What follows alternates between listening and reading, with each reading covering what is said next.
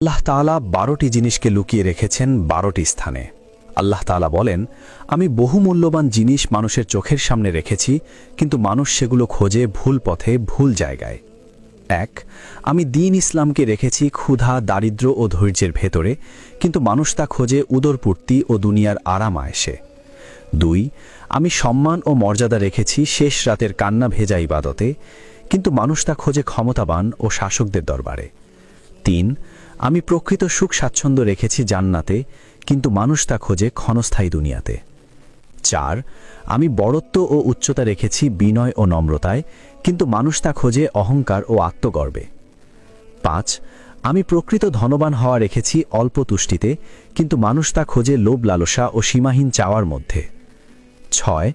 আমি দোয়া কবুল হওয়ার রহস্য রেখেছি হালাল উপার্জনে, কিন্তু মানুষ তা খোঁজে হারাম রোজগারের মধ্যে। ৭. আমি শান্ত হৃদয় রেখেছি আল্লাহ জিকিরে, কিন্তু মানুষ তা খোঁজে গান, নেশা ও ভোগ বিলাসে। ৮.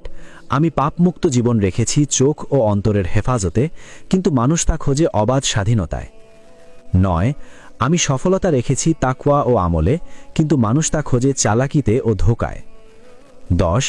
আমি আফিয়াত ও নিরাপত্তা রেখেছি সুন্নার অনুসরণে, কিন্তু মানুষ তা খোঁজে মানুষের বানানো নিয়মে।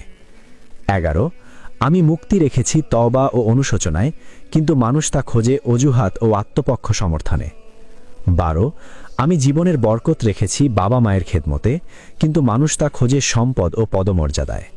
হে আল্লাহ, আপনি আমাদের চোখ খুলে দিন।